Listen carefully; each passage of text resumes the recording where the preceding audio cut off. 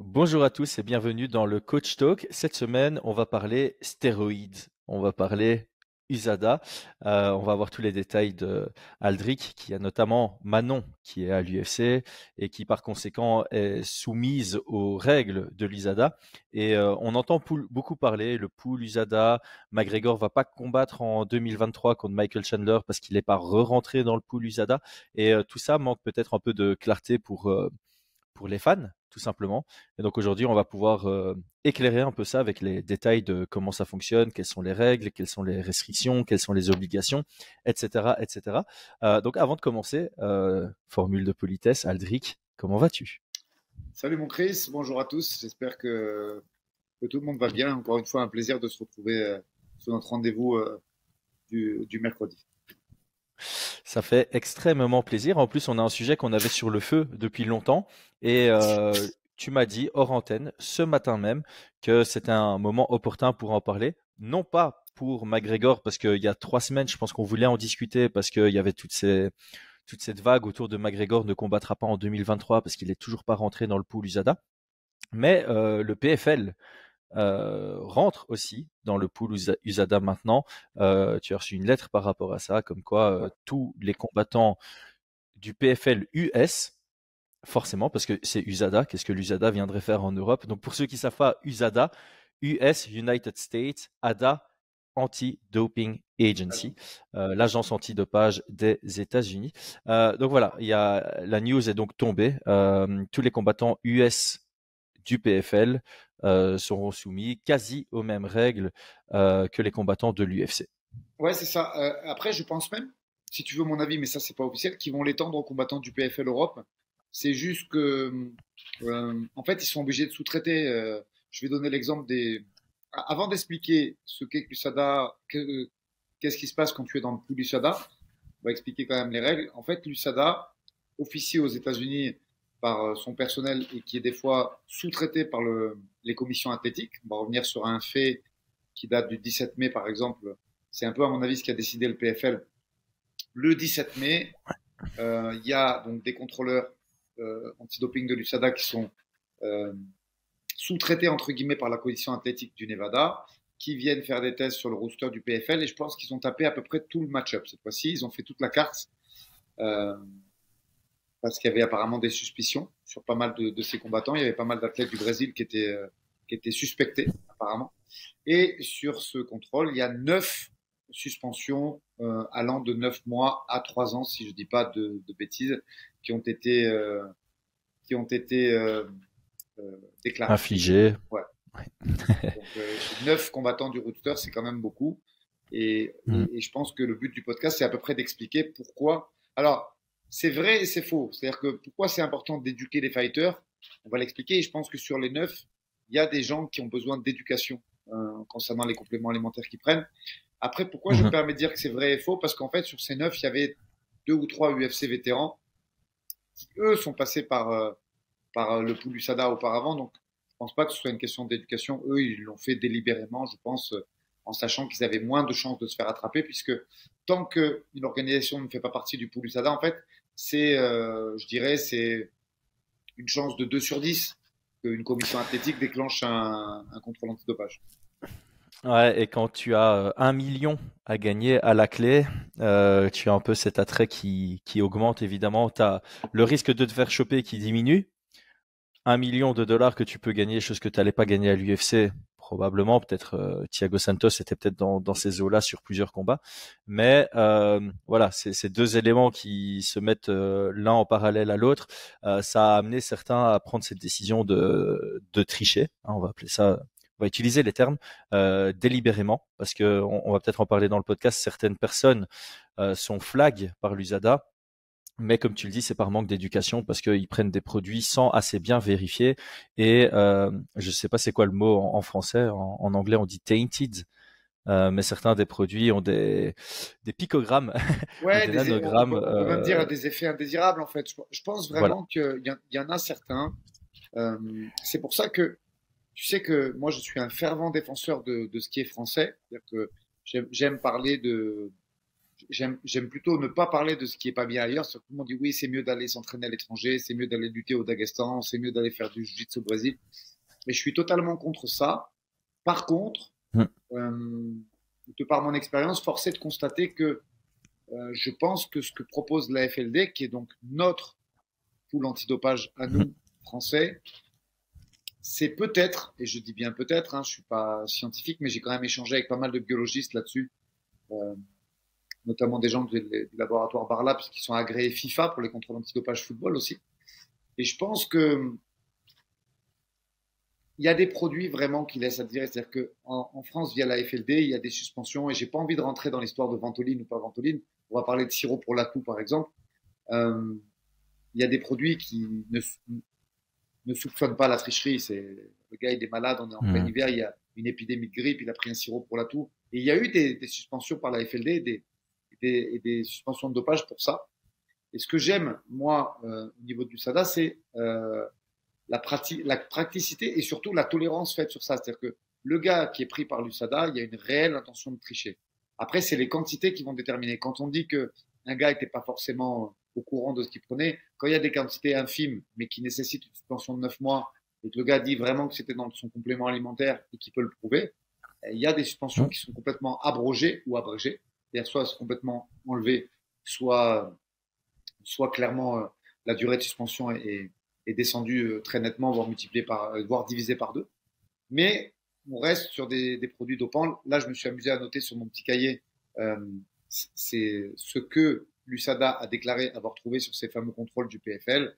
Il y avait des stéroïdes pour Capelozza, il y avait de la testostérone et de l'hormone pour Jotko. Daniel Torres, c'était aussi des anabolisants. Mm. Et je veux juste prendre le dernier parce que c'est quand même intéressant. Il avait plus de, enfin, c'est intéressant si on veut. Il avait hormones, stéroïdes et une substance des hormones, de l'hormone de croissance, c'est Mohamed Fakhoni. Voilà. C'est juste pour la variété des produits. Donc voilà. Là, on est quand même sur lourd. Et d'ailleurs, j'espère que sa carrière ne sera pas suspendue, mais il parlait d'une. Enfin, j'espère. Je le trouve sympa pour l'avoir côtoyé sur des galas, Fakhreddine, mais apparemment, c'est quasiment fin de carrière avec ce qu'ils ont trouvé. La suspension, je crois qu'ils ont fait appel, donc je ne vais pas m'avancer, mais c'était une très, très lourde suspension qui le concernait. Alors, on va peut-être en parler plus tard dans le podcast, mais moi, de prime abord, je suis pas spécialement contre les lourdes sanctions quand on arrive à prouver que quelqu'un s'est dopé volontairement avec des produits dopants qui améliorent largement les performances. Ça reste un sport où on se tape dedans, donc il y a un aspect santé à respecter. Et plus la sanction est lourde, plus ça va restreindre les envies de certains d'aller prendre certains produits. Et donc moi, je suis vraiment pour, mais on va peut-être garder la partie opinion. T'as raison. En fait, je dis ça pas parce que c'est un brave garçon et qu'on a tous cette passion du MMA et que c'est compliqué d'être suspendu. Mais après, t'as triché, il faut. Assumer. Moi, je suis totalement contre la tricherie et très fier d'ailleurs. Ouais. Nous, on en est aujourd'hui sur le Boxing Swap. On doit avoir une trentaine de tests antidopage. C'est Manon qui a la palme d'or puisqu'elle en a 15 déjà. Elle est quasiment contrôlée en moyenne tous les 2 mois. Manon, j'expliquerai tout ça après.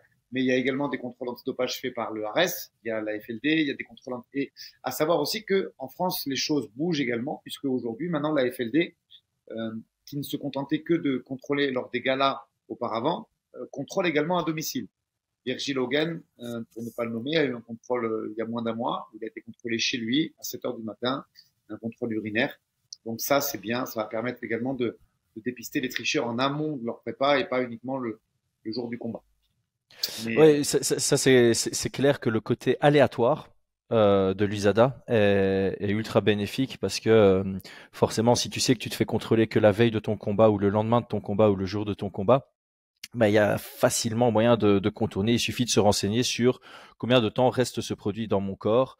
Ah, ça reste 2 mois, donc je peux me doper jusqu'à 2 mois de mon combat. Enfin voilà. Donc le côté aléatoire, c'est vraiment quelque chose qui rajoute un genre de sécurité.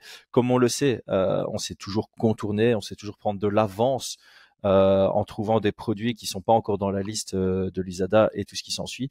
Mais ça fait peut-être partie des détails pour plus tard. Moi, j'aimerais qu'on commence sur la grande base. Donc là, on a Allez, déjà ben, on y élaboré. va.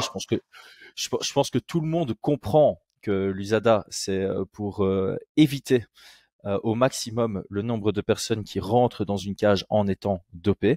Comme je viens de le dire, je pense que c'est littéralement impossible de s'assurer à 200% que chaque personne qui rentre dans une cage n'est pas dopée, mais en tout cas, les systèmes qu'ils mettent en place, les vérifications qu'ils mettent en place, les sanctions qu'ils mettent en place, c'est en vue de minimiser le dopage et en tout cas minimiser le dopage hardcore. C'est ça. Maintenant, Alors, ce dont on va parler, c'est vraiment propre à l'UFC, en sachant que le PFL va commencer à développer ça c'est également, ça. ce qui est une très bonne chose pour le MMA. Donc, tu signes à l'UFC. J'allais te dire, On voilà, entend, la voilà, genèse, c'est ça. Tu signes à l'UFC. Avant de télécharger l'application USADA, tu vas devoir avoir un appel de l'USADA elle-même. Euh, donc, ils vont faire appel à un traducteur qui est diplômé et validé par les États-Unis, de façon à ce qu'il fasse la traduction la plus exacte possible dans ton langage. Ce traducteur va te lire tout. Donc, c'est un appel, il faut prévoir le temps. Tu es tellement content d'avoir ton athlète qui signe à l'UFC ou l'athlète lui-même qui il accepte, mais c'est un appel qui dure une quarantaine de minutes où ils vont lire la charte USADA via UFC. On va t'expliquer tes devoirs, tes obligations, tes recours. Une fois que ça c'est fait, c'est-à-dire que le gars va expliquer tout. Les produits autorisés, les produits interdits, les obligations de se signaler tous les jours. C'est-à-dire que via une application, on va commencer par les devoirs et après on verra les obligations. Est-ce qu'elle te, et surtout, est-ce qu'elle te facilite la vie, cette application qui est géniale. Mais déjà, les devoirs d'un fighter USADA, c'est de se localiser tous les jours que Dieu fait. C'est-à-dire que tu pars en vacances, tu n'oublies pas de te géolocaliser, tu dois dire où tu es exactement, les coordonnées de l'hôtel. Et si jamais, bien sûr, tu vas en vacances ou tu es même chez toi dans ta ville dans laquelle tu résides, tu peux parfaitement partir en balade, faut pas non plus psychoser, mais il faut mettre à moins de 2 heures du contrôleur c'est USADA. ça. C'est-à-dire que si tu pars en balade à Marseille, par exemple, qui est situé à 2 heures de Nice, change tout de suite la localité dans l'application parce que là, tu n'es plus à 2 heures de contrôle USADA. Donc ça, c'est la première obligation. C'est-à-dire que être dans le pool USADA, ça veut dire être géolocalisable à tout moment, dire où tu dors, dire où tu vas, dire ce que tu fais. Ça, c'est la première des obligations. Ensuite, donc la liste des, des médicaments, entre guillemets, enfin des produits, pour être exact, qui sont prohibés, t'es donné. Et tu as une chance de te confesser, entre guillemets. C'est-à-dire que, voilà, on t'explique Mhm. que, je donne un exemple, hein, que la dronandolone ou le stanozol sont interdits, et toi tu dis, ah ouais, mais mince, j'en ai pris il y a 3 semaines. Parce que c'est dans un Mhm. truc qu'on m'a donné pour ma tendinite. Là, j'extrapole complètement, hein, il y a aucun lien entre un anabolisant et une tendinite, mais voilà. J'en ai pris, comment ça se passe? Est-ce que mon contrat est cassé? Eh bien non. À partir du moment où tu déclares ouvertement avoir pris certains produits, eh ben, tu vas être entre guillemets gracié sur les produits que tu as pris sur le contrôle antidopage. Et tu l'as déclaré. Donc à partir de là, si tu es contrôlé positif sur ces produits-là et uniquement ces produits-là, eh bien tu es gracié. Mhm. Ça va pas casser ton contrat, ça va pas casser ta présence dans le public. Donc tu dois te confesser. Et donc bon, apparemment d'après mes sources, 99% des fighters ne confessent rien, mais tu as quand même cette possibilité de le faire. Après, Alors, oui, je, je pense qu'on va faire un truc pour nos futurs podcasts. Quand j'ai quelque chose à dire, je lève la main, comme ça je suis pas en train de t'interrompre. Tu peux faire comme un professeur. Oui, vas-y, Chris. Euh, je pense qu'un cas, un cas connu, c'est le Norvégien Emil Weber-Meek. ouais, Qui lui avait signé à l'UFC et il avait mis du temps à commencer parce que il avait dit qu'il avait pris des produits qui étaient dans la liste. Hein. Je me trompe peut-être, mais il me semble que ça c'est réel. Et donc j'allais faire une demi-vanne, mais j'allais dire voilà quand on entend qu'un combattant a signé à l'UFC et qu'il combat pas dans les 6 premiers mois, en général on sait pourquoi. mais en fait, ils annulent pas ton contrat, ils te pardonnent, mais par contre, tu n'es pas Mhm. matché. Hein. Ça, c'est clair et net qu'à partir du moment où tu as fait une déclaration, une confession de la sorte, tu es pardonné sur les contrôles parce que il y a quand même 2 sortes de contrôles. Ça aussi, il faut en parler. Tu as le contrôle fait par l'USADA directement, qui peut être un contrôle en fight week. Hein. mais la plupart du temps, c'est du contrôle à domicile. Mais en plus de ça, tu as les commissions athlétiques des divers pays qui, par exemple, pour l'UFC Paris, la FLD peut quand même vouloir contrôler les athlètes français ou étrangers de leur propre fait. Et ça va s'additionner en plus de l'USADA. Par contre, les règles de tolérance, c'est celle de l'USADA. Je ne sais pas si je me fais bien comprendre. Ok, donc c'était ça ma question. C'est si maintenant l'AFLD décide de contrôler certains athlètes de l'UFC Paris, l'AFLD ne s'occupe que du contrôle, mais sous les règles de l'USADA. Donc si l'AFLD a un produit dans leur liste des produits interdits qui n'est pas dans la liste des produits interdits de l'USADA, ils ne peuvent pas tester ce produit, ou en tout cas s'ils le testent, il n'y a pas de sanction parce que ça ne dépend pas d'eux, c'est du ressort de l'UFC. Ok, tu vois, c'est très clair. Sur les 15 contrôles antidopage que Manon a subis, il y en a 12 ou 11 qui ont été faits sur les territoires français. 10 fois sur ces 11, c'était la FLD, une autre fois, c'était une agence espagnole qui était mandatée. Et malgré tout, ils ne sont que testeurs. Derrière ça, l'index de produits tolérés ou non, c'est défini par l'USADA. Et ça, quelle que soit la localisation du contrôle. Oui, donc c'est vrai que tu parlais aussi de tolérance. Donc non seulement si la FLD a un produit interdit qui n'est pas dans la liste de l'USADA, ils ne vont pas le tester, ou en tout cas s'ils le testent que c'est positif, ça n'a pas d'impact. Mais en plus de ça, tous les produits testés, c'est sur base des tolérances et des seuils de l'USADA qui peuvent varier. J'avais entendu que, notamment pour Damien Lapillus, le seuil du produit, c'est pas Ventoline, c'est Salbutamol. J'ai oublié le nom.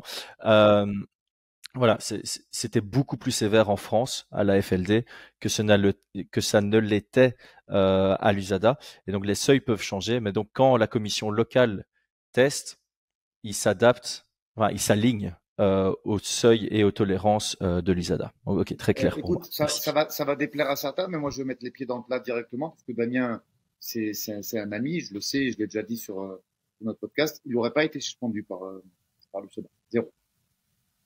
Je dis pas ça pour couvrir un ami. Damien m'a fait passer les docs. Je connais les quantités. On a les écrits. D'ailleurs, je pense même que je te les avais fait voir en off. Chris, Damien n'aurait pas été suspendu par l'USADA parce que les quantités sont jugées classiques entre guillemets parce que l'application USADA donne comme renseignement aux combattants. Alors justement, je pense que c'est un bon moment pour faire cette transition.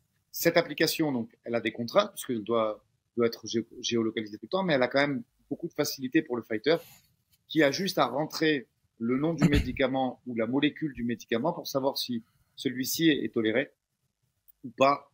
Et il y a donc 3 bases pour l'USADA. Il y a toléré, donc vert-vert, c'est-à-dire vert en entraînement et vert en compétition. Il y a rouge-vert, c'est-à-dire vert à l'entraînement et rouge en compétition. Et il y a rouge-rouge, c'est-à-dire et interdit à l'entraînement et interdit en compétition. Parce que justement, et on va y venir, c'est très important pour éclairer un petit peu les gens. Il n'y a pas de morale. J'ai parlé de Damien, je me suis fait défenseur de Damien, et maintenant je vais parler de Benoît, qui est aussi un ami, et je vais me faire défenseur de Benoît. Bien sûr que Benoît, il mérite qu'on enlève ce no contest, qu'on enlève cette défaite et qu'on la classe en no contest. Le gars a été dopé 3 mois après. Ou non, un petit peu plus. Si je dis pas de bêtises, le contrôle date de janvier ou février. Le combat avait eu lieu quelques mois avant. Je crois que c'est 5-6 mois. Mais peu importe. La règle, c'est pas celle-là. On peut pas malheureusement supputer d'un produit. Il y a des contrôles en Fight Week. Et c'est ceux-là, et uniquement ceux-là, qui sont sujets à changer un résultat. C'est-à-dire que c'est le contrôle du jour du combat ou de la Fight Week. Là, oui, il n'y a aucun problème. Si tu es testé positif, ton combat, alors selon les commissions athlétiques, est soit no contest, soit perdu. Et selon aussi ce qu'on a à te reprocher, bien évidemment. Mais si c'est fait après, malheureusement, on ne peut pas, par le biais d'antériorité, revenir sur un résultat. Et c'est bien dommage. Parce que je pense vraiment que s'il était dopé 5 mois avant, bon, sans vouloir proférer d'accusations et salir l'image d'un combattant, en tout cas, c'est pas synonyme d'une grande clarté, mais malheureusement, je pense pas qu'il y ait d'issue possible, puisque ça ne fait pas partie d'un contrôle Fight Week. Et à partir de là, en tout cas, selon le, les process USADA qui te sont lus pendant ta signature à l'UFC, pendant ce call USADA, c'est pas comme ça que ça fonctionne. Ok. Ouais, donc c'est malheureux parce que la logique, le bon sens voudrait que Benoît mérite ce no contest. Les règles, et C'est on ça. connaît les règles aux États-Unis, c'est ultra strict. Si c'est pas écrit noir et blanc, tu peux aller te faire hein. Donc malheureusement pour lui, il y a très très peu de chances que ce C'est soit ça. modifié en no contest, même si ça a du sens. Mais comme c'est pas écrit tel quel, on va pas aller modifier le résultat pour Élyséus, ce qui est dommage. Maintenant, c'est quand même connu du grand public, donc il y a un peu tout le monde sait qu'il y a une Oui, astérisque à côté de cette c'est défaite. comme une split décision. C'est Mais comme une bon, c'est split toujours mieux quand c'est décision. officiel, évidemment. C'est ça, c'est comme une split Ouais, décision. Tu as toujours c'est le ça. doute autour de ça. Mais en tout cas, oui, clairement, c'est certainement pas une victoire nette. Mais malheureusement, si tu suis donc ce qui t'est énoncé pendant ce call USADA, ce sont ça les règles qui sont énoncées dessus et qui sont donc applicables par les différentes commissions athlétiques. Alors, j'ai deux questions. Une que j'avais oublié de poser en temps voulu, mais je vais un peu revenir en arrière. Tu parlais de la géolocalisation. Donc, quand tu rentres dans le pool USADA, tu dois leur dire à tout moment où tu te situes, plus ou moins. Comme tu dis, il y a une tolérance de 2 heures. C'est ce qui C'est ça. signifie que si tu dis que tu es à la maison chez toi aujourd'hui, mais qu'en fait, je sais pas, tu vas voir un ami à l'hôpital ou peu importe, qui a une demi-heure de chez toi, ils arrivent, ils débarquent chez toi, ils sonnent, t'es pas là, ils t'appellent, tu dis ah je suis allé voir un ami à l'hôpital, il y a aucun stress. Bon alors il faut évidemment toujours avoir son téléphone à proximité parce que si tu n'es pas là et que tu décroches pas, que se passe-t-il? Ou bien si tu as indiqué une localisation et que tu es à plus de 2 heures, que se passe-t-il? Il y a des avertissements. S'il y a Ouais, 3 avertissements, c'est considéré exactement. Ils comme appellent ça. une triche. C'est bien ça? J'ai Là, pas les détails donc je te laisse. c'est exactement Ouais. ça. Je vais utiliser le terme américain parce que c'est comme ça qu'ils appellent ça. Ils appellent ça no show. Donc, tu es pas là, tu Mhm. oublies de te géolocaliser, tu leur réponds pas au téléphone, no show. Au troisième, tu prends 2 ans. Au troisième, tu prends 2 ans automatiquement. Automatique. Est-ce que quand tu te caches en dessous d'une cage, c'est considéré comme un no-show? Alors, s'ils te voient pas, s'ils te voient pas, oui. Par contre, s'ils te voient, c'est suspension immédiate. C'est-à-dire que personne, je veux dire, eux n'ont pas vu que tu as essayé de Ah te waouh, soustraire. ok, Non, ok. mais c'est important d'en parler parce qu'il y a une, enfin, moi, je vais le qualifier de Hmm. légende. C'est Vanderlei Silva qui a terminé sa carrière comme ça. C'est-à-dire que officiellement, Vanderlei, il a terminé sa carrière par une tentative de no-show qui s'est requalifiée en voulant se soustraire à un contrôle. Et c'est comme ça que malheureusement, il a terminé sa carrière de façon euh, officielle. C'est-à-dire que il est passé par la porte de Ah, derrière, mais il y avait quelqu'un l'a aussi vu. la rumeur. Il y avait aussi la rumeur avec John Jones. C'est pour ça que je le disais en souriant.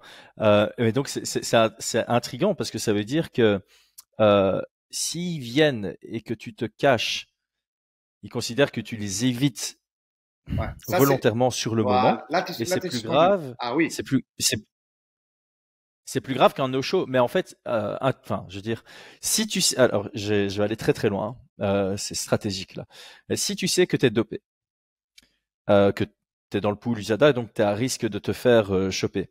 Il vaut Mhm. mieux tous les jours mettre une mauvaise localisation qui sera considérée comme un no-show et tu as droit à 3 plutôt que de mettre ta vraie localisation et te Ouais. cacher. Bon, je sais que c'est du chipo. Là, je Non, suis en t'as train de raison. donner des méthodes pour tricher et c'est pas très bien. Mais ça signifie selon moi que dans les règles, elles sont, ouais, il y a encore moyen Alors, de trouver je des vais. petites méthodes. Non, mais c'est bien Ouais. ce que tu dis parce que ça permet d'expliquer Hmm. pareil. Genre, sur les réseaux sociaux, on voit toujours 1000 trucs. On dit oui, lui, ils sont tous dopés, ils sont tous chargés. Alors pareil, on a parlé de l'application USADA. Maintenant, je vais vous parler sur le site lui-même de l'USADA. Et ça, il suffit de googliser. Tu tapes ufc.suspension.list. Tu tapes ça sur Google. Je vais le faire en même temps que je le dis. Toi, voilà, hop, UFC.suspension. Et j'explique pourquoi tout de suite après. Tac, tu tombes sur le site qui s'appelle ufc.usada.org. Et sur ce site, tu as les gens qui sont dopés, enfin, les gens du pool USADA UFC qui sont dopés, pourquoi. Mais plus intéressant ça, tu as également les contrôles. Chaque athlète, tu peux savoir combien de fois il a été contrôlé, en combien de temps. Et du coup, ça permet quand même de faire des moyennes qui sont rassurantes quand même, puisque je prends l'exemple de Manon. Manon, elle a intégré le pool USADA en décembre 2020. Donc décembre 2020, ça veut dire que ça fait un peu moins de 3 ans aujourd'hui, on va soustraire quelques mois, ça fait 25 mois. Pas le meilleur en calcul mental, mais je pense que tout le monde sera à peu près d'accord avec moi. Et sur ces 25 mois, il y a eu 15 contrôles USADA et 3 contrôles de commission athlétique. Ce qui veut dire en fait que moins d'une fois tous les 2 mois, il y a un contrôle opéré sur Manon, et tu peux savoir donc combien d'athlètes sont contrôlés, de quelle façon et tout ce qui va avec. Donc oui, le no-show peut être une solution. Tu vois aussi les no-shows? Non, tu vois pas les no-shows. Okay. Mais c'est vrai que quand même, il y a une transparence et il y a tellement de contrôles pour chaque combattant que je pense quand même que le filet se rétrécit considérablement, parce que la moyenne de chaque combattant, c'est minimum quasiment tous les 2-3 mois maxi. À partir de là, même si tu fais des no-shows, tu vas finir par te faire attraper tôt ou tard, parce que les produits restent, parce que j'imagine quand même que à moins d'avoir le savant fou comme coach ou comme préparateur physique, je pense quand même que c'est quand même assez difficile. Ouais. Mais j'ai encore une question subsidiaire, je suis désolé, parce que mon cerveau il part vraiment genre mec, si tu travaillais pour l'USADA, quelle solution tu leur trouverais à les gens qui font exprès de créer des no-shows pour tricher? Je sais pas si tu as la réponse, hein. Moi ça me paraît très logique, parce que si je travaillais à l'USADA, j'aurais évidemment trouvé ce que je viens de dire en disant le no-show est a moins de conséquences que de se cacher là où on se trouve. Du coup, quelqu'un qui veut tricher pendant toute une période, il va nous indiquer des mauvaises adresses, en espérant que pendant 2 mois on le teste pas, qu'après 2 mois on le teste, mais on lui indique qu'il a fait un no-show parce qu'il n'était pas là où on l'a dit, et à ce moment-là il arrête de se doper et puis il sera présent pour les prochains. Ma question c'est, en cas de no-show, est-ce qu'il cherche à te voir le lendemain ou en tout cas dans la semaine? Parce que pour moi, ce serait ça la solution pour éviter. Parce qu'en fait, si tu as un gars qui fait un no-show, tu essayes de le voir les 2 jours suivants. Si de nouveau il te fait des no-shows, il est suspendu 2 ans, et ça enlève un peu la solution que j'ai trouvée juste avant. Donc je me rassure tout seul en ayant donné une fausse solution aux tricheurs. Alors, malheureusement, je vais pas pouvoir te répondre à 100% à cette question, et je vais expliquer pourquoi. Je suis fier de pouvoir dire que pour l'instant, on a eu 0 no-show. Et d'ailleurs, je pense que si un jour vous êtes un athlète PFL ou UFC qui rentrait dans un pool USADA, donnez-le à votre coach, en ayant bien pris soin d'avoir un coach de confiance, parce que le combattant, avec la fatigue, il peut oublier beaucoup de choses, avec le régime, avec les coups, avec l'encaissement des entraînements. Et je pense que c'est une contrainte entre guillemets qu'il faut confier à son coach. C'est plus simple. Par contre, je réponds pas à ta question, mais j'y réponds indirectement. Moi, de ce que j'ai pu voir, en tout cas, parce que c'est quelque chose que je fais souvent, tant la liste du pool USADA pour voir le nombre de contrôles antidoping que les gens qui sont contrôlés. D'ailleurs, je vais donner une anecdote, et je veux absolument pas la salir, mais il y avait une des adversaires potentiels de Manon qui a eu un rappel à l'ordre de l'USADA concernant un produit. Donc le rappel à l'ordre, je pense que c'est vraiment qu'ils ont dû trouver des traces infimes. Mais tu vois, donc c'est ça, c'est ce genre de choses pour lequel je regarde en fait. Je vois un petit peu qui fait quoi. Tu vois, par exemple, j'étais pas encore avant. Il y a une adversaire de Manon qui avait été dopée, contrôlée positive tout du moins, et suspendue 6 mois. Et donc ça me gênait pas, mais je l'ai pas dit à Manon. Je l'ai dit à Manon plus tard, après le combat, mais pas avant, parce que j'avais pas envie qu'elle aille s'imaginer des choses. Et pour revenir à ce que je te disais, les athlètes qui ont déjà été contrôlés, parce que il y a quand même une règle. Les gens qui prennent 6 mois de suspension ne sont pas virés automatiquement du roster. Après, on cautionne pas, c'est pas moi qui fais les règles, c'est un constat que je dresse avec toi et avec les gens qui nous écoutent. Il y a beaucoup d'athlètes qui ont été suspendus 6 mois et qui restent dans le roster, qui font leur suspension. Pour ne citer que quelques noms qui correspondent à l'actualité, il y a Bobby Green qui ressort d'une suspension, et il y a Élisée Hood, tu en parlais. Donc voilà. Les athlètes qui sont quasiment automatiquement suspendus et virés, on met fin au contrat, c'est les suspensions de 2 ans. Ça, c'est dû automatiquement. Les athlètes qui sont suspendus 6 mois et qui réintègrent ensuite le pool USADA, tu te rends compte qu'ils ont des contrôles qui sont devenus très récurrents et qui sont devenus quasiment mensuels, voire bimensuels, voire plus. Tu as des athlètes qui sont contrôlés 40 fois par an. À partir de là, je pense que si tu t'amuses à faire trop de no-show ou à en faire 2 d'affilée ou à pianoter de façon excessive sur l'application pour changer ta destination tous les jours que Dieu fait, et je pense que tu prends le retour de manivelle de façon conséquente. Après, c'est pas une règle, et moi je suis fier de dire qu'on a pris 0 no-show depuis qu'on est dans le coup du SADA avec Manon Fiorot. C'est plutôt rassurant, hein, franchement, de commencer à connaître les détails grâce à toi, parce que clairement, on voit que c'est en place, on voit qu'ils font les choses de sorte à vraiment limiter la triche. Est-ce qu'il serait temps maintenant? Donc maintenant, on comprend bien le fonctionnement. Donc on sait qu'on doit se géolocaliser, que via l'application, tu as accès à une base de données dans laquelle, quand tu prends un nouveau produit, tu peux t'assurer que c'est autorisé. Alors, il y a des produits qui sont, à mon avis, interdits coûte que coûte. Il y a certainement des produits que tu peux prendre dans un certain seuil. Et comme tu l'as dit, il y a certains produits, et c'était ça ma deuxième question de tout à l'heure que je n'ai pas posée, il y a certains produits que tu peux prendre en camp, mais pas lors de la Fight Week. Ouais. Est-ce que tu as des exemples de produits comme ça? Oui, parce que je me suis amusé à regarder tout ce qui se faisait dans l'application. Attends, le nom va me revenir. C'est le fameux produit qui est interdit au cyclisme, mais pas parce qu'il est dopant, parce qu'il les endort un petit peu. Je vais le retrouver sur l'application en même temps. C'est un antidouleur, ce qu'ils appellent les painkillers. Ah ouais. Ah oui. C'est ok. Parce qu'après, c'est pas grave si t'as pas le produit. Ça va me revenir, ça va me Là, on revenir. a Ça va me revenir. C'est un dérivé morphinique. Le temps que ma mémoire se remette en place, je me suis amusé à regarder le pool UFC là pendant que tu parlais. Et là, tu vois, je crois que le record depuis le début de l'année, c'est Paolo Costa. Là, je vous demande 2 petits instants. Alors, tu vois, on va le prendre à l'envers. Le recordman de l'année dernière, Jiří Procházka, qui a été contrôlé quasiment 2 fois par mois toute l'année, je ne sais pas pour quelle raison. Là, il n'est qu'à 7 contrôles depuis le début de l'année. Dustin Poirier n'a été contrôlé qu'une fois. Ça, c'est pour Paddy Pimblett 3 fois, pour ceux qui veulent savoir. Et donc, Paolo Costa, je crois que c'est 14 ou 17 fois. Laisse-moi juste revenir sur le chiffre qui est colossal. Je ne sais pas pourquoi. Il y a sûrement une raison. Sharabuddin Magomedov, 11 fois. Il n'a pas commencé à l'UFC. Ok. 11 fois. Ariane Mitsky, 8 fois. Tu vois, il y a des gros contrôles hein, quand même. John Jones, là on parle d'un athlète qui a eu des antécédents officiels, 15 fois. Charles Johnson, 17 fois. Et effectivement, Costa, 14 fois.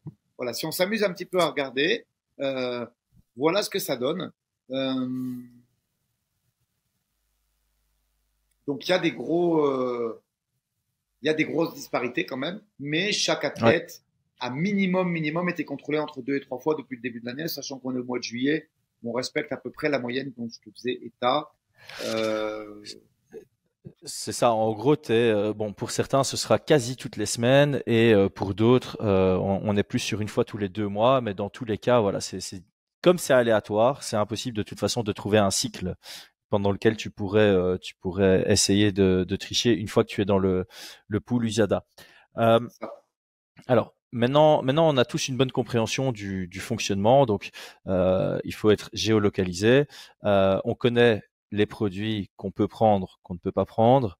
Évidemment, il y a toujours et c'est là où je vais en venir, hein, il y a toujours ces exceptions où la liste d'ingrédients n'est pas toujours exhaustive sur certains produits, et donc tu peux te faire choper vraiment alors que tu n'avais aucune volonté de te doper. C'est juste que tu avais des protéines ou des créatines ou un autre produit avec. Vas-y, je t'en prie. Tramadol. Le painkiller. C'est ça.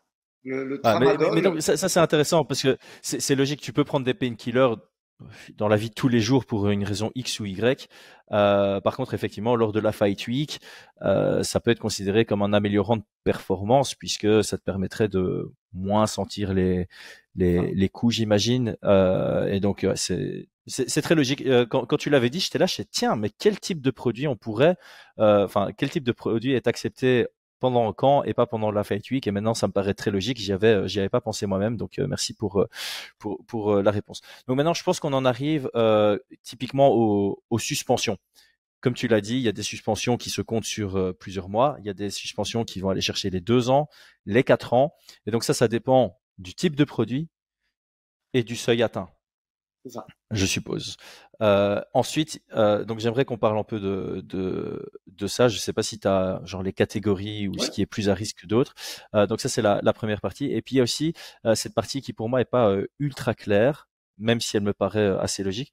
Il y a ce système de certains combattants disent I have been flagged. Donc j'ai été flagué par l'USADA, mais il n'y a pas de sanction parce qu'en fait, tu as l'impression que genre il s'est fait tester, on a découvert une infime partie d'un produit interdit et du coup, il y a une enquête qui va être ouverte, qui va donner la possibilité, l'opportunité aux combattants de se justifier, de dire soit bah, je sais pas d'où ça vient, ou bien dire, enfin j'en sais rien, j'imagine Non, non, mais qu'il a le droit de se défendre. Et alors là, ce qu'il y a d'important, et c'est peut-être là où on va en venir sur le côté éducation dont tu parlais au tout début avec les athlètes du PFL, je suppose qu'en tant qu'athlète, quand tu achètes des produits compléments alimentaires, tu dois garder un échantillon chez toi. exactement. Donc, C'est ça. Ok. tu as remarqué, volontairement, j'ai donné les liens à nos auditeurs s'ils veulent aller voir par eux-mêmes. J'ai donné les liens Mhm. Google pour aller chercher, mais je ne donnerai pas de nom, à part vraiment les noms connus. Tu vois, là, on a parlé de John Jones. Qui ne sait pas que John Jones a été suspendu euh, mais les noms, tu vois, je parle d'une flyweight du roadster, d'une adversaire de Manon, parce que j'ai pas envie de, même si c'est pas vraiment de la délation, ce sont des faits établis, je donnerai pas de nom, et ceux qui veulent aller voir pourront aller Ouais, voir de par toute eux-mêmes. façon, c'est affiché de manière transparente sur le site. Ouais. Mais pour revenir à ce que tu sais, oui, il y a plusieurs, déjà, il y a une méthodologie. Quand tu es coach ou préparateur physique d'un athlète qui est dans un USADA ou même à la FLD, tu dois déjà de garder le dernier comprimé de n'importe quel painkiller ou produit que tu aurais donné ce qu'ils appellent les flous aux États-Unis, tu vois, les produits grippaux, les trucs comme ça. Ouais. Tu gardes le dernier, tu gardes un échantillon, un pot de protéines que tu connaîtrais pas, que ton athlète prend, tu gardes une dosette, tu vois, ce genre de choses pour pouvoir participer à une contre-analyse derrière. Et c'est vrai qu'il y a des athlètes qui ne prennent que des avertissements ou qui prennent des suspensions de 3 à 6 mois parce qu'ils ont été de bonne foi dans leur contrôle. Ils ont été capables de dire quels produits ils avaient pris, de donner l'échantillon, d'expliquer. Alors, ça Mhm. n'excuse rien, mais pour ceux qui veulent bien se rappeler de cette histoire avec Yoel Romero, il a gagné un Ouais. procès qui engendrait des millions, qui n'a pas abouti puisque la boîte a fait faillite, mais ça a évité à Yoel une très lourde suspension puisque il Mhm. était prouvé dans les derniers échantillons qu'il a pu fournir que effectivement les protéines, je crois que la créatine qu'il utilisait était souillée euh, des mêmes molécules qui ont été trouvées pendant le contrôle. Vrai, faux, on ne saura jamais, la boîte a fait faillite, mais en tout cas, c'est ce qui a évité à Yoel cette suspension et c'est ce qui fait que des fois, il y a des suspensions qui sont rétrécies ou même ramenées à un simple avertissement. En tout cas. Mhm. Alors, j'ai une petite question ici parce que justement, j'ai pas suivi de près hein, le truc de Yoel Romero, mais j'ose imaginer que il s'est fait innocenter parce qu'il a pu donner un échantillon de son Ouais, produit et prouver que le produit de la liste interdite de l'USADA ne se retrouvait pas dans la liste des ingrédients du produit qu'il avait acheté. Donc dans sa tête, il consommait quelque chose de totalement c'est ça. accepté, alors qu'il y avait un produit qui traînait qui n'était ni dans la liste qui n'était pas dans la liste des ingrédients et qui était interdit par Exactement. l'USADA. Raison pour laquelle il a porté plainte contre la boîte en disant bah en gros vous vendez un produit sur laquelle la liste des ingrédients est incomplète et bah ça pose problème aux athlètes. Maintenant j'ai une question qui est peut-être très très technique. Euh, L'UFC est en partenariat avec Thorne, Thorne, qui est une boîte qui fait des compléments alimentaires. Pendant un moment, c'est pas du tout une pub, on n'est pas affilié à eux, mais pendant un moment, j'achetais chez eux parce qu'il y avait Dr. Rhonda Patrick, enfin, voilà, c'est une personne que je respecte en tant que nutritionniste, qui avait recommandé ces produits. Et chez eux, sur certains produits, notamment multivitamines de sportifs, ils ont deux catégories. Il y a une catégorie, comment ils appellent ça? Genre testé. Il y a une catégorie qui est vraiment safe for athletes. Et puis il y a la catégorie du même produit, mais qui n'a pas été testé. Est-ce que l'UFC considère ça? Est-ce que l'UFC se dit, OK, ben maintenant, tous les athlètes doivent s'assurer que les produits qu'ils prennent ont été testés préalablement, ou on est encore dans une zone grise où on se dit, bah, on leur laisse acheter ce qu'ils veulent et c'est après qu'on gère ça. Non, en fait, pendant le call USADA, il t'explique que Hmm. il y a des sauf-rendus, en fait, des trucs qui permettent d'être safe, les normes européennes, les normes américaines, mais il les oblige pas. Euh, Après, ce qu'il te conseille de faire pendant cet appel, c'est de prendre toujours la même marque, en tout cas, et t'assurer que c'est une marque connue et de ne pas changer. Mais c'est vrai qu'aujourd'hui, il n'y a pas de, puisque les compléments, alors, les compléments alimentaires quotidiens ne sont pas pris en charge par l'UFC. Pourquoi je prends cette précision de mettre quotidien? Parce qu'en fait, dès que tu pars en Fight Week, les compléments alimentaires peuvent, aucune obligation, mais peuvent être fournis par les diététiciens et nutritionnistes du FCPI. C'est-à-dire que ils te Ok. font ta Fight Week, elle est assurée, ils te disent voilà, tu vas te déshydrater, c'est bien de prendre ça, c'est bien de prendre du magnésium, du potassium, du sodium, et c'est eux qui te donnent les compléments à prendre. Donc là, et bien sûr, ils en assurent l'entière responsabilité. Mais il n'y a pas de. C'est préconisé lors du call, mais aucune obligation. Et surtout, il n'y a pas de prise en charge aujourd'hui pour les athlètes. Un athlète UFC, il doit, Hmm. s'il veut se complémenter, en tout cas, il doit le faire par ses propres moyens. Tout à fait. Et étant donné qu'il doit le faire par ses propres moyens, il est libre de choisir les produits qu'il veut, C'est ça. avec les risques associés. Et donc, effectivement, je peux comprendre que bah, c'est totalement logique que l'UFC demande à ce que chaque combattant garde un échantillon de chaque produit qu'il a pris.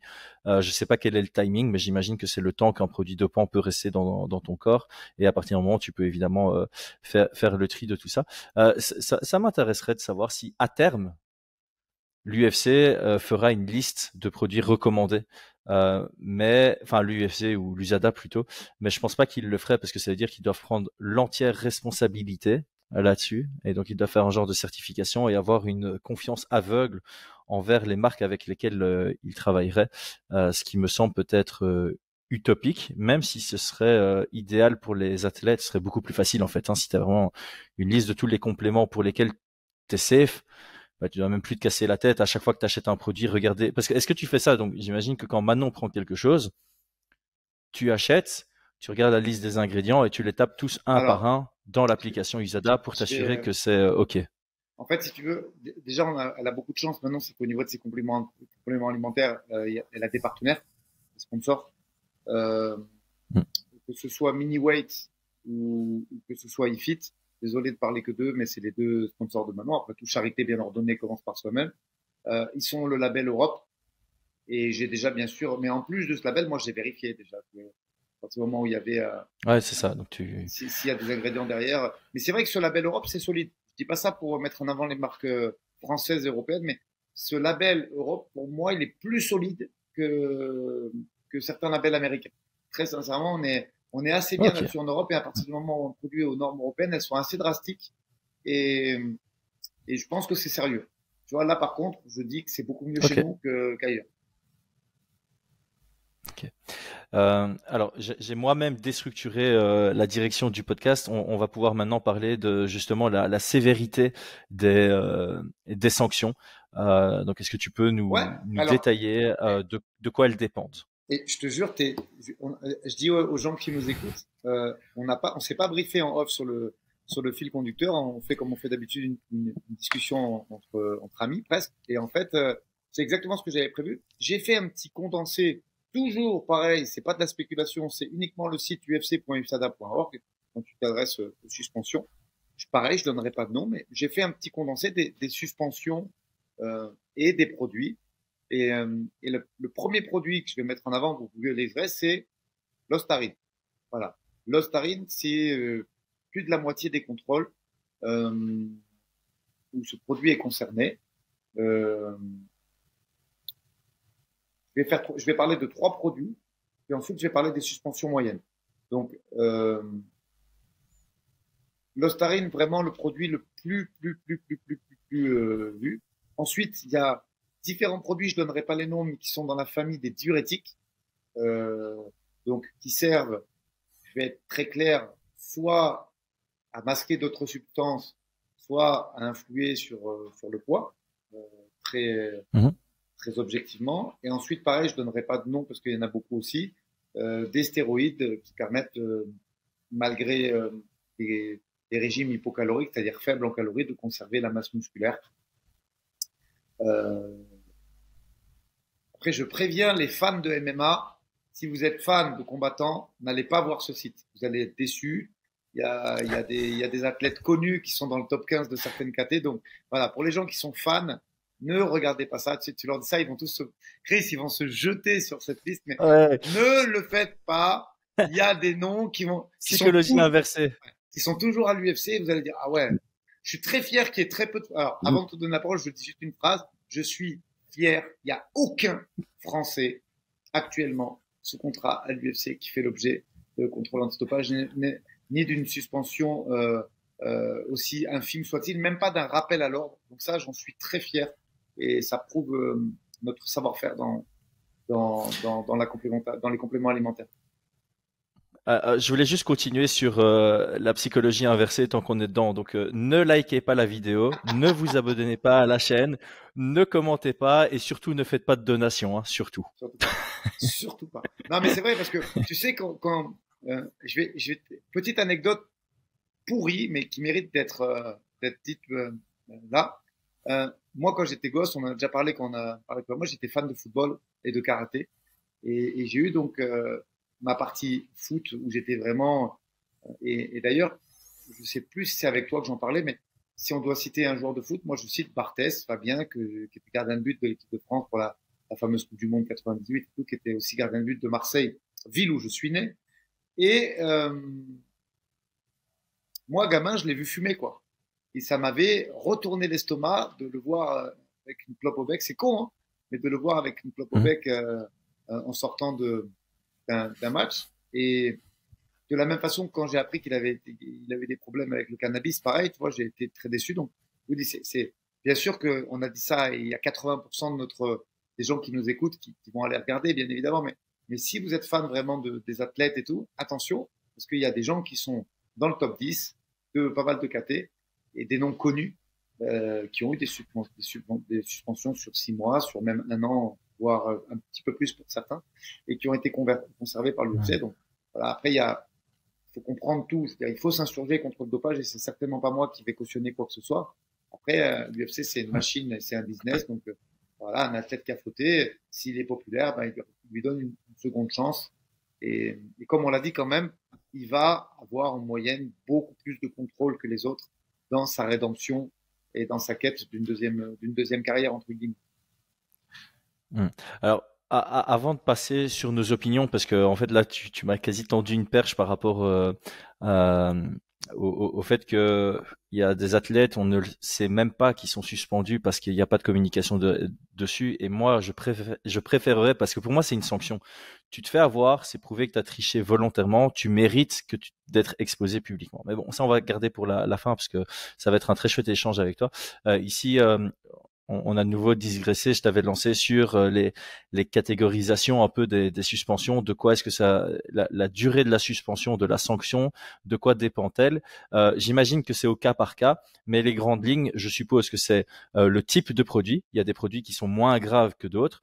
La quantité, par rapport à la tolérance, de combien est-ce que tu dépasses, et j'imagine aussi le côté récidive ou première fois. Exactement. Et j'imagine que le dernier critère, c'est aussi à quel point, et ça c'est très subjectif je pense, à quel point on est sûr que tu l'as fait volontairement ou non. Parce que ça c'est toujours difficile d'être... c'est bizarre parce que c'est noir ou blanc. On va dire tu l'as fait volontairement ou tu l'as fait de manière involontaire. Mais la réalité c'est que soit tu l'as fait volontairement, soit tu l'as fait involontairement, tu sais pas l'avoir fait entre les deux, mais tu as un degré de sûreté, tu vois, en tant qu'USADA, quand tu accuses quelqu'un, c'est à quel point est-ce qu'on est sûr qu'il l'a vraiment fait volontairement. Est-ce que ça se joue aussi, ou alors c'est vraiment noir Non, ou non, blanc, c'est il non, l'a fait non. volontairement, donc sanction lourde, ou bien il l'a... Ok. Tu as raison, ça joue pour la bonne et simple raison qu'en fait, tu peux demander une audience, tu peux te faire représenter par un avocat, donc il y a carrément une plaidoirie qui est faite. Donc non, non, clairement, tous Hmm. les critères pouvant justifier, aggraver ou trouver une- des excuses entre guillemets à ce comportement sont acceptés puisque il y a des avocats spécialisés, en tout cas sur le sol américain, là-dedans, et donc tu peux faire demander une audience pour t'expliquer. Et bien souvent, cette audience, si elle est faite Hmm.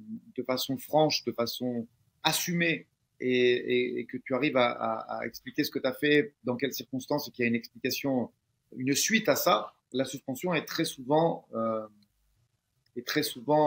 amoindrie. Je vais parler d'un nom parce que là, il n'y a pas d'accusation. Hmm. J'aime bien, tu vois. Quand on parle de produit, j'ai pas souhaité donner de nom pour pas on isole un extrait et qu'on dise regarde comme il a accablé tel combattant.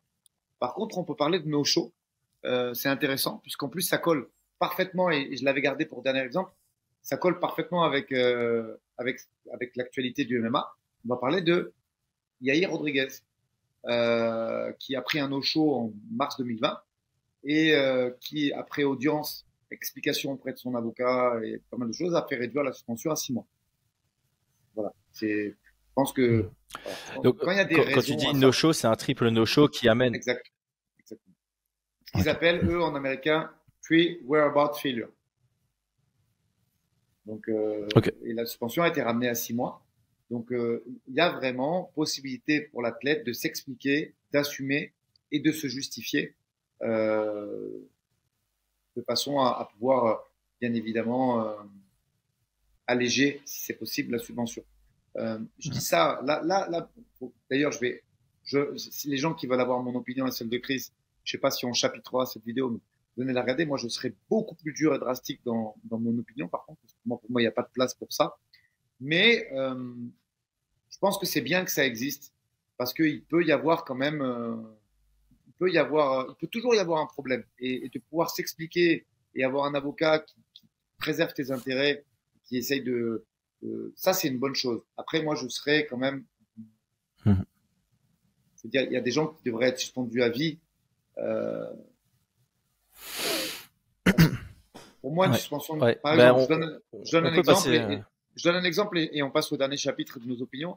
Moi, un gars, pareil, je donne pas de nom, mais il n'est même pas rentré il a même pas combattu à l'UFC. C'est-à-dire que c'est un poids lourd, qui a signé, qui est rentré dans le pool USADA et qui a pris 4 ans derrière pour, je crois qu'il avait la présence de 16 ou 17 molécules dopantes. Moi, pour moi, ça vaut la suspension à vie, ça. Faut pas, tu vois, je veux dire, faut arrêter. Je trouve que ça, par contre, ça n'a pas lieu d'être. Pour moi, une suspension au-delà de 2 ans, stop. Il y a une réelle intention de tricher. Et là, faut pas continuer. Je te donne la parole en premier pour donner nos opinions, mais voilà. Moi, je pense que sur certains trucs, il faut écouter. Il faut écouter, voir pourquoi, Mhm. ce qui s'est passé, dans quelles circonstances. Euh, Surtout, moi, où j'aurais tendance à demander des explications, c'est par les painkillers. Parce qu'il y a quand même beaucoup d'athlètes aujourd'hui qui ont. Je veux dire, le MMA, aujourd'hui, il y a des produits purs de MMA. On parlait d'Axel Sola, de Baïsangour, de pas mal d'autres athlètes qui émergent en ce moment, tant sur le sol français que sur le sol américain. Eux, ils n'ont qu'une seule carrière. Aujourd'hui, la grande majorité des athlètes, et interromps-nous au top 5 ou au top 3 même de chaque caté, très souvent, c'est leur deuxième carrière. Des Kamaru Usman, des Justin Gaethje, ils ont déjà eu des... Et donc, là où moi je demanderais de la clémence, c'est sur les painkillers, parce que je pense qu'il y a beaucoup d'athlètes aujourd'hui qui ont 33, 35, 36 ans et qui ont enchaîné leur deuxième carrière après 250 combats de lutte ou 200 combats de mixtes ou de jiu-jitsu brésilien ou quelque chose comme ça. Et là, je pense que ça mérite l'écoute et l'attention d'un jury. Après, pour le reste, tout ce qui est Mhm. hormones de croissance, stéroïdes, anabolisants, produits pour améliorer l'oxygénation, tels que le PO et tout, là, je pense qu'il faut être sans pitié. Moi, ça, c'est l'opinion que Intransigeant. moi j'ai. Ouais. Ouais, après, pour les painkillers, comme tu disais, si le problème, c'est que si ça permet de cacher d'autres produits dopants, c'est logique que ce soit interdit et c'est très difficile de prouver que tu prends des painkillers uniquement parce que tu en as vraiment besoin et que ton corps est dans le mal à cause de ta carrière et que en parallèle, bah, tu ne prends pas de produits dopants. Donc ça va être très difficile de mettre une ligne et justement, c'est une porte ouverte. Ah, à partir de 30, enfin, j'invente, hein, ce sera pas comme ça, mais à partir de 35 ans, je peux prendre des painkillers tranquilles. Bah, je vais en profiter pour me doper en même temps puisque ça cache les produits. Euh, Par rapport à mon opinion sur la chose, je pense on va plutôt se rejoindre là-dessus. Moi, je suis pour des sanctions lourdes, ce qui permettrait vraiment de réduire l'envie aux gens de se doper parce que ça pourrait mener clairement à des fins de carrière et ça enverrait des lourds messages. Alors moi, je crois que c'est il y a 2, 3 ans, j'ai un peu changé ma vision de la vie par rapport à quelque chose et c'est très adapté d'en parler maintenant. Quand j'étais gamin, jusqu'à il y a 2, 3 ans, comme je le disais, euh, je jugeais beaucoup sur le résultat des actions. Que ce soit mes potes, mes amis, ma famille, c'est la conséquence qui avait de l'importance. Il y a 2, 3 ans, j'ai décidé de switcher et de dire le plus important, c'est l'intention. L'intention derrière une action a plus d'importance que son résultat. Je vais prendre un bête exemple sans être trop concret, c'est je préfère que quelqu'un me fasse, enfin, que l'action de quelqu'un me fasse du mal, mais que son intention était bonne, pure, saine, plutôt que quelqu'un m'apporte quelque chose de positif alors qu'il avait une mauvaise intention. J'ai pas d'exemple concret, mais j'espère que ça sera assez parlant aux gens. Je préfère juger aujourd'hui les personnes sur leurs intentions que sur le résultat de l'action, surtout si un résultat est incertain. Ici, c'est pareil. Je pense que le critère le plus important, c'est est-ce que la personne s'est dopée volontairement ou non. Si une personne se dope volontairement, automatiquement la sanction doit être très lourde. En deuxième point, c'est quelle a été le type de produit qu'il a utilisé. Parce que si tu te dopes volontairement, au final, que ce soit sur un petit truc ou sur un gros truc, l'intention de se doper pour entrer dans une cage où tu infliges du dégât physique à quelqu'un d'autre, c'est vraiment très très mauvais. C'est très mauvais. Donc c'est pour ça que moi je mettrais beaucoup plus l'intention, le côté volontaire en avant. Et si tu as volontaire avec un produit dopant dangereux, voilà, là, il n'y a même pas 4 ans, tu vois, c'est à vie. Pour moi, Ah, tu sors. Il y a pas de seconde chance là-dessus. Va faire un autre sport où il n'y a pas de contact, va jouer aux échecs, dope-toi comme tu veux, ça t'aidera pas. Euh, Ensuite, tu as les personnes qui font ça volontairement, mais sur des plus petits produits. Ça doit être lourd, 4 ans, 3 ans, 4 ans, selon la défense. Mais voilà, tu peux laisser passer parce que tu peux te dire, ok, le gars, il voulait améliorer ses performances, mais c'était pas non plus un énorme risque par rapport à ses adversaires. Alors, je prends évidemment des pincettes en disant ça parce que je m'y connais pas assez là-dedans, mais j'imagine que voilà, il y a des produits, par exemple les painkillers, voilà, tu vas pas dire à quelqu'un, mec, bye bye ta carrière, t'as pris des painkillers volontairement lors de la fight week. Voilà, à un moment, faut aussi calibrer. Mais donc c'est vraiment, pour moi, c'est vraiment ça, c'est vraiment intention et suivi de quel produit as-tu pris. C'est les deux plus importants.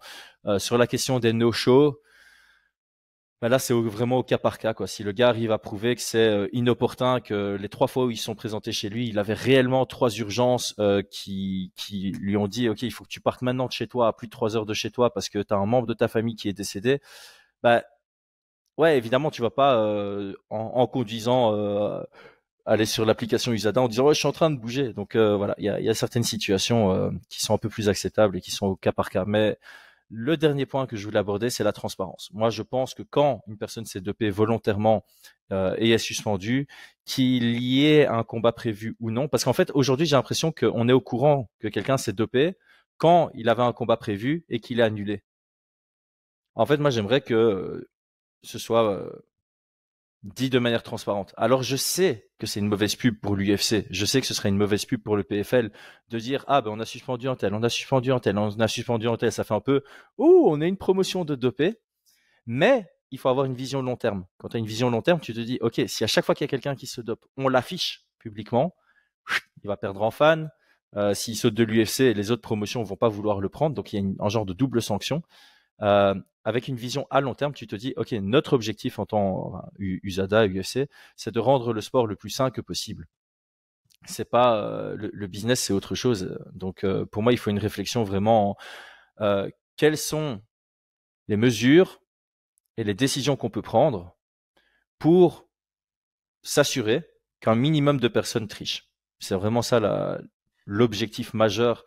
Et pour moi, des mesures de transparence totale, plus des sanctions lourdes, c'est ce qui va rendre le sport le plus sain possible. Alors, respect à l'USADA, parce que tout ce qu'ils mettent en place, c'est incroyable. Mais Mais est-ce que tes sanctions, est-ce que tes transparences qui pourraient être encore améliorées, je selon pense moi? ils font quand même, on peut vraiment qualifier le travail de bon et l'éducation de bonne parce que si tu regardes ce fameux tableau des suspensions, tu t'aperçois que de fin 2015, début 2016 à aujourd'hui, d'année en année, il y a quand même, alors les mauvaises langues vont dire non, mais c'est parce qu'ils s'adaptent, ils arrivent à prendre d'autres produits. Moi, je ne pense pas. Moi, j'ai envie de croire en la bonne foi de la majorité des athlètes. Et bien sûr qu'il y aura toujours des tricheurs qui ont de l'avance sur les contrôles, mais moi, je pense que la grande majorité des athlètes a été éduquée. Et c'est pour ça qu'aujourd'hui, je pense que, alors là, j'ai pas fait la stat exacte, mais je pense qu'il y a 30 ou 40% de cas positifs en moins si tu compares avec 2016. Donc, je pense que l'USADA fait du bon travail, que la population des athlètes professionnels commence à être bien éduquée. Ça n'empêchera jamais les gens de tricher. Il faut bien comprendre ça, parce que le sport de haut niveau, il y a des gens qui sont prêts à sacrifier leur santé pour essayer de booster un peu la performance. Je pensais à ce que tu as dit tout à l'heure. Je ne cherche aucune excuse, j'ai donné mon point de vue, mais le gars qui n'a pas performé à l'UFC, qui s'en va, qui va au PFL, il se dit bah c'est ma dernière année, je mets le tout pour le tout, ils sont pas dans le tout de ça, j'essaie de gagner le million pour je ne cautionne pas, mais le raisonnement j'arrive à comprendre la logique du truc. Là où il faut saluer quand même euh, la réaction, c'est que l'article de MMA Fighting, il est le 17 mai. Je suis persuadé que derrière ça, le PFL a lancé son programme tout de suite après ça. C'est-à-dire que je suis quasiment certain que c'est pas quelque chose qu'ils avaient prévu dans l'immédiat. C'est quelque chose que peut-être qu'ils avaient envisagé. Parce que rentrer dans le coup du SADA, mettre en place tous ces mécanismes de contrôle à domicile, d'application, de géolocalisation, ça demande du temps et beaucoup d'argent. Je pense que Obama, c'est un programme qui doit nécessiter plus de 2 millions d'euros par an. Donc, je les trouve, moi, le PFL exemplaire sur ce truc-là. Après, ils n'avaient pas beaucoup d'autres choix parce que 9 combattants suspendus, c'est quand même énorme. Ça, je crois qu'il y a quasiment 2 tournois complets, c'est-à-dire 2 catégories de poids qui ont été impactés de façon majeure à cette décision. Donc, carrément, c'est les leaders de la catégorie qui ont été exclus. Ouais. Donc, ils étaient obligés de réagir, mais voilà, la réaction, elle est plus que positive, puisque voilà, boum, tout du SADA pour les athlètes du PFL dès cette saison. Donc, je trouve ça bien. Et je pense que, ouais, en termes d'éducation, c'est pas mal, parce que l'application, elle est quand même assez pratique, même pour un non-anglophone. Et pour terminer, tu parlais du no-show. Mais en vrai, c'est quelque chose de. Il faut vraiment que les coachs épaulent les athlètes parce que moi, je vois les miens, c'est super compliqué, quoi. C'est-à-dire, déjà, pour les faire aller à un rendez-vous médical, j'ai envie de mourir. Donc, un athlète, c'est pour ça que j'aime bien, moi, les Canadiens qui disent artistes martiaux. Parce que c'est vraiment ça, c'est des artistes, nos gars. Ils pensent qu'à fighter, à manger, à dormir. Pour les faire aller au labo, pour les faire aller faire un test de l'effort ou une IRM. Tu vois, moi, c'est sur les IRM, je suis quasiment presque obligé de les amener, certains, parce que sinon, tu te dis, vas-y, c'est tellement galère d'avoir un angio scanner ou une IRM, ils vont me rater le rendez-vous parce qu'ils sont capables d'inverser d'une heure, d'oublier, d'avoir fait la sieste, de pas se réveiller. Et voilà, c'est pour ça que je trouve que le terme d'artiste martiaux, ça leur va bien parce que c'est des athlètes de haut niveau, ça reste compliqué. Ils sont fatigués, ils sont vulnérables. Et je pense que la meilleure façon d'éviter un no-show, c'est de faire prendre toi-même l'application. Voilà. Moi, si demain matin, j'ai un autre fighter à l'UFC, je vais prendre l'appli et je vais gérer moi-même. Et moi, je pourrais m'en prendre qu'à moi-même si derrière on a un problème ou on a un no-show. Comme aujourd'hui, je fais. Dernière petite anecdote avant de redonner la parole. Moi, aujourd'hui, Axel Sola, Virgil Hogan, Manon Fiorot, double des ordonnances systématiques chez le médecin. à bas le secret médical. Donnez-moi vos ordos, que je puisse checker derrière quels sont les compléments. Parce que dans l'éducation des médecins français, il n'y a pas encore ça. Bonjour docteur, je dois vous avertir, je suis sportif de haut niveau.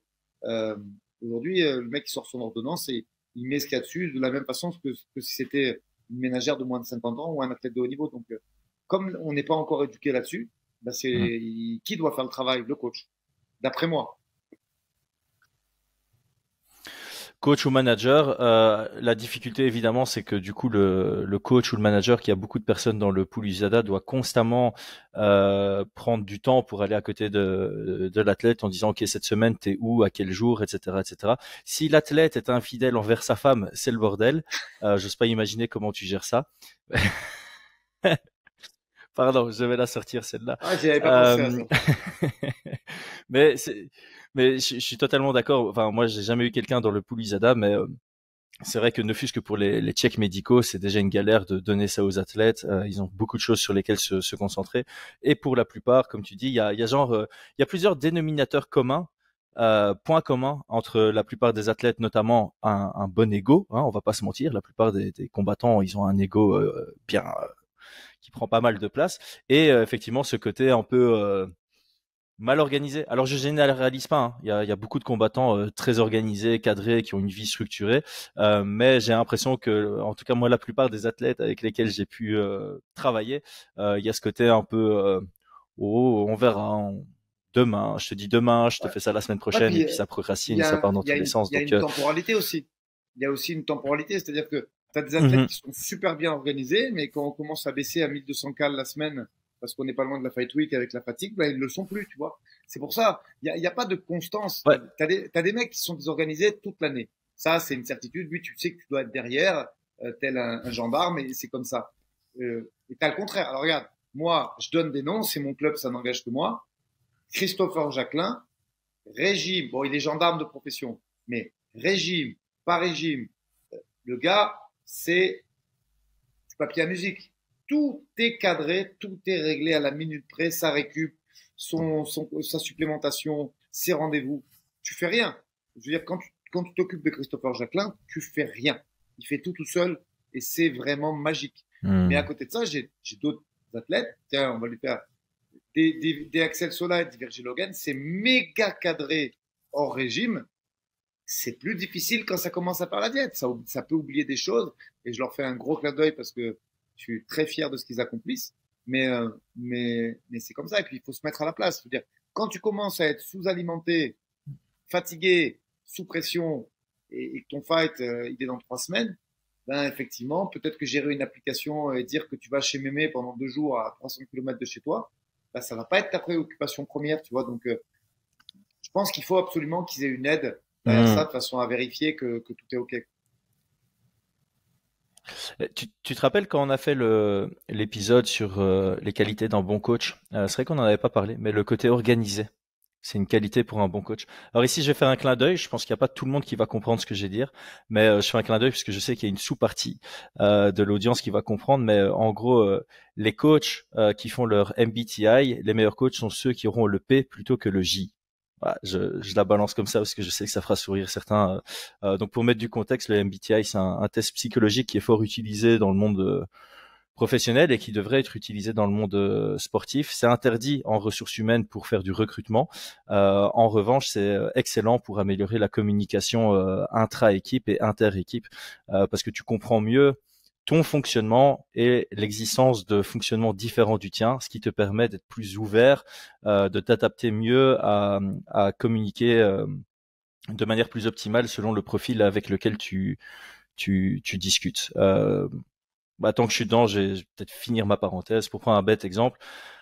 Il y a certaines personnes, tu vas leur envoyer un mail en disant bah, imprime-moi ça.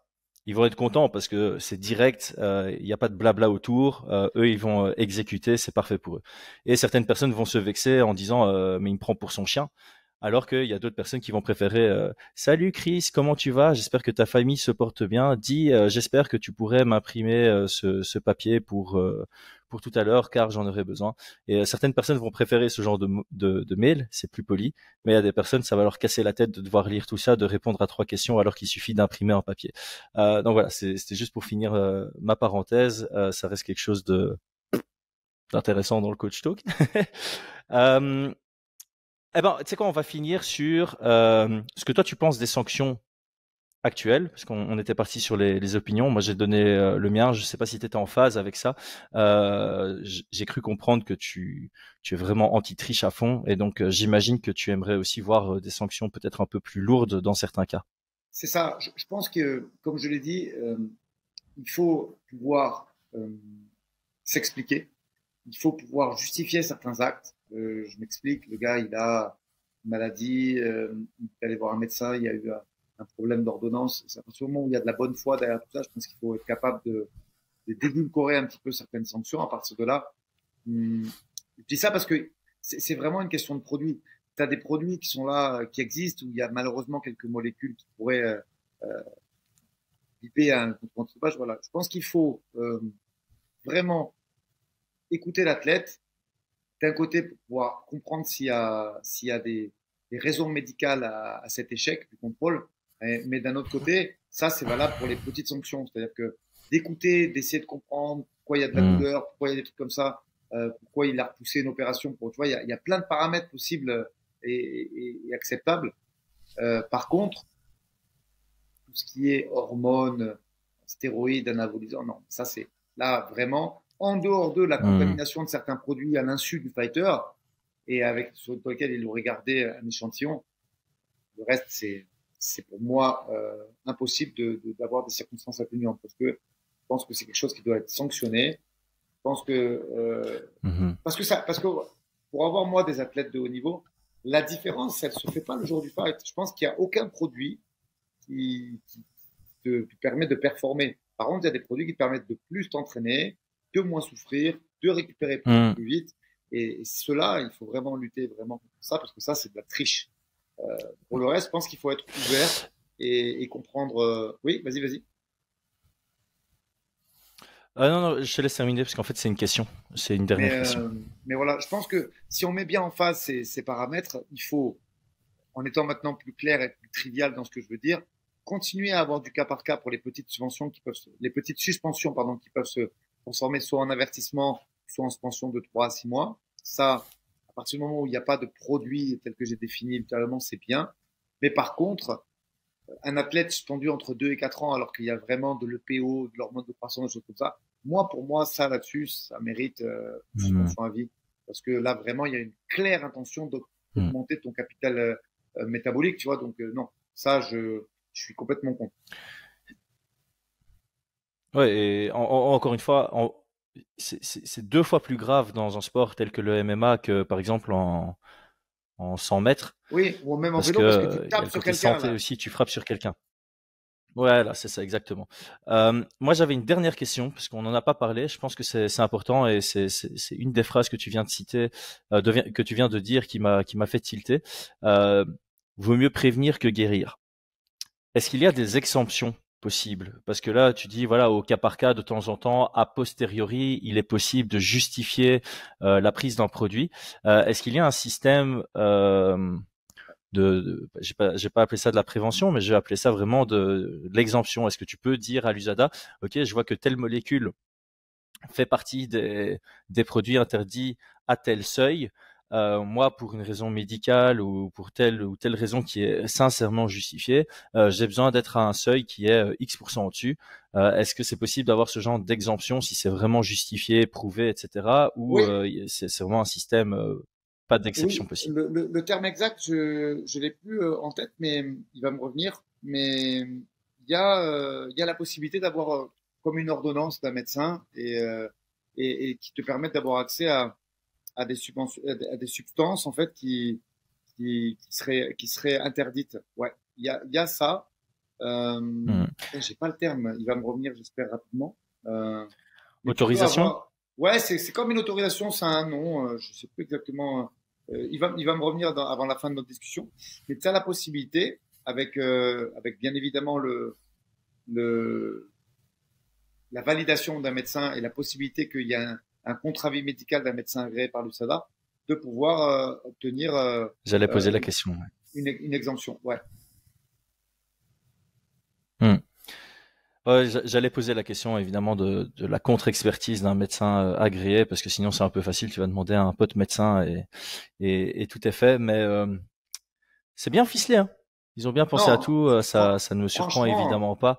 Euh, franchement, ils répondent vite, les mecs de l'USADA, que ce soit le mec de l'USADA, enfin le mec de l'UFC affecté à l'USADA, tu as une réponse en moins de 5 heures à n'importe quelle question. Ils répondent vite, l'application est très riche, il y a tout, c'est- tu as accès à tout. Euh, non, franchement, je pense que non. Aujourd'hui, franchement, pour se faire attraper, il faut mettre de la mauvaise volonté. Voilà. Il y a des cas exceptionnels de fighters qui sont peut-être le, livrés à eux-mêmes et tout, mais vraiment, il faut mettre un peu de mauvaise volonté pour se faire attraper parce que il y a quand même la possibilité de s'informer de de façon journalière, enfin systématiquement quoi. pour ma culture générale, le mec de l'UFC affecté à tout ce qui est lié à l'USADA, c'est Jeff Nowitzki, c'est ça? C'est exactement ça. C'est lui. C'est exactement ça. Ok. Ok. Ouais, parce ça reste une figure semi-publique quand même. On le voit beaucoup. C'est lui qui vient donner les cadeaux. Ah, tu t'es fait contrôler 30 fois. Tiens, une jaquette. Tu t'es fait contrôler X fois. Tiens. Donc c'est marrant parce que t'as l'impression qu'il y a un peu cette carotte au bout du bâton, genre, mais on vous offre quand même des trucs quand vous faites contrôler souvent. Donc soyez pas dopés, comme ça vous aurez le cadeau. Mais c'est vrai que ça peut être un genre de fierté d'avoir Ouais, mais moi cette veste. Je me suis fait contrôler 50 fois sans rien. Manon, dans un contrôle, elle a le t-shirt et dans 34 contrôles, elle aura le blouson et c'est bien sûr que c'est une fierté. Je complète ce que j'ai dit parce que tu as vu, aujourd'hui, j'ai Mm. une mémoire un petit peu en décalé. Tu peux demander un TUE qui s'appelle un Therapeutic Use Exemption avec un médecin français, si tu es en France, ou un médecin américain. Il faut d'abord la faire valider. C'est-à-dire que tu es dans une situation parce que tu es malade ou que tu as une condition qui demande euh, que tu prennes un produit qui n'est pas dans la liste des produits tolérés hors combat, enfin, en période d'entraînement tout du moins. Euh, donc tu fais cette demande, tu as une réponse ultra rapide. Je pense qu'en fonction de la gravité du produit, tu peux être soumis à une contre-expertise d'un médecin agréé par l'USADA. Ça, ce n'est qu'une supputation. Et donc tu as une thérapeutique use exemption euh, qui te permet de prendre certains produits. Ça peut être une opération, tu vois, tu as un accident de voiture, tu as, je sais pas moi, problème d'amygdale, tu vas être opéré, tu vas peut-être Mm. avoir dans les anesthésions qu'on va te donner ou dans les produits qu'on va te mettre sous perfusion, ou même la perfusion en elle-même qui est interdite au-delà de 30 CL, si j'ai pas de bêtises, ou du moins qui doit être signalée. Donc voilà. Non, franchement, si, et je dis bien si, tu as quelqu'un qui t'encadre derrière toi et qui fait ses TUE, et qui vérifie ce que tu prends et qui t'aide en cas de problème médical, se faire contrôler, c'est vraiment vouloir tricher. Après, là où j'ai mis les Mm. bémols, et je vais pas en reparler, c'est vrai qu'un fighter livré à lui-même, ben, il peut faire du no-show parce qu'il oublie. Il est malade, il a la grippe, il combat dans 3 semaines, il va voir le premier médecin qu'il trouve et il va à la pharmacie, il prend les médicaments, il se couche. Et ben, il peut peut-être avoir fait une bêtise parce qu'il n'aura pas le recul que son coach ou son manager peuvent avoir sur ce genre de situation. Mais, euh, mais Mm. oui, mais ça reste quand même très facile d'accès. C'est pour ça que moi, je rêve qu'un jour, on puisse dire à la FLD, ben voilà, faites une application pour éduquer même les médecins, dire tant pour éduquer le corps médical des médecins généralistes que d'éduquer les athlètes, de façon à ce qu'il y ait une culture des produits interdits. Et je pense que c'est pas très cher hein, de faire une application. Et je pense vraiment que la FLD devrait faire ce genre de choses. Euh, et même, tu vois, euh, imagine, il est en vacances, Virgile. Il faut justifier tes congés. C'est quand même, du coup, plus contraignant. Je parlais de Virgil Hogan tout Mm. à l'heure, ceux qui ont repris l'émission en cours, qui a été contrôlé à son domicile. Imagine, il n'est pas chez lui. On va lui demander, du coup, de se justifier. Alors que sur l'application, tu n'as pas ce genre de contraintes. Mm. Ouais, je pense que là-dessus, l'application du SADA est vraiment mieux que notre système de fonctionnement et qu'il faut copier sur les Américains quand c'est bien. Et là, c'est mieux. Bon, ce sera pour moi le mot de la fin en Ouais. ce qui concerne le SADA. Là, pour moi, c'est mieux ce qui existe aujourd'hui au niveau du SADA. Eh ben moi, le mot de la fin, c'est on va créer une équipe IT dans Fight Minds. et on va développer cette app et on va la vendre à la FLD. Donc, si tu es informaticien, développeur, que tu travailles c'est quoi maintenant? JavaScript, full stack, architecte, tu m'envoies ton CV et c'est parti. Ah, mais c'est vrai que Non, mais non.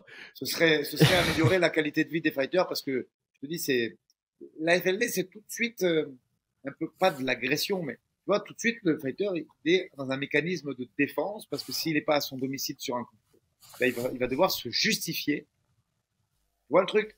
C'est, je trouve, une Mhm, méthode un peu plus agressive et moins flow que ce que propose Usada. Et c'est du mhm. vécu, hein, c'est pas comme ça, Non, non, mais c'est pas sans être, c'est du vécu. Je pense que c'est bien. après, voilà, l'un est plus nouveau que l'autre et il y a des phases d'apprentissage, de voir ce qu'il y a de mieux ailleurs, faire un peu alors, j'ai pas appelé ça de la veille de concurrence parce qu'ils sont pas en concurrence, mais d'on peut regarder ce qu'il y a de bien ailleurs pour C'est le ça. rapatrier chez soi. Et je pense qu'effectivement, le côté application, c'est très 2023.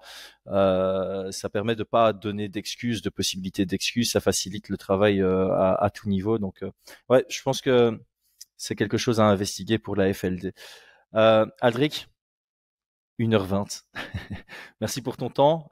Tu es venu bien préparé. Tout pour moi a été très clair, donc j'imagine que ça a été très clair pour tout le monde. Je pense qu'on a vraiment touché tous les points. Ça nous permet d'avoir une vue très précise de comment fonctionne l'USADA euh, dans le moindre détail. Et donc maintenant, quand on parlera d'USADA sur Twitter ou en ligne, quand l'UFC utilisera le terme USADA, tout le monde aura une meilleure compréhension. Et en plus, ça permet de nouveau de découvrir un peu les coulisses et la vie des combattants. Donc au-delà de tous les efforts qu'il doit faire, il y a encore ce petit effort aussi qui est soit délégué au coach, mais même s'il est délégué au coach, je veux dire, ton coach, il doit venir te casser les pieds chaque jour ou chaque semaine selon comment tu fonctionnes en disant, ouais, qu'est-ce que tu fais tel jour, qu'est-ce que tu fais tel jour, est-ce qu'à un moment tu te déplaces à plus de 2 heures de chez toi? Oui, oui, ça, pourquoi?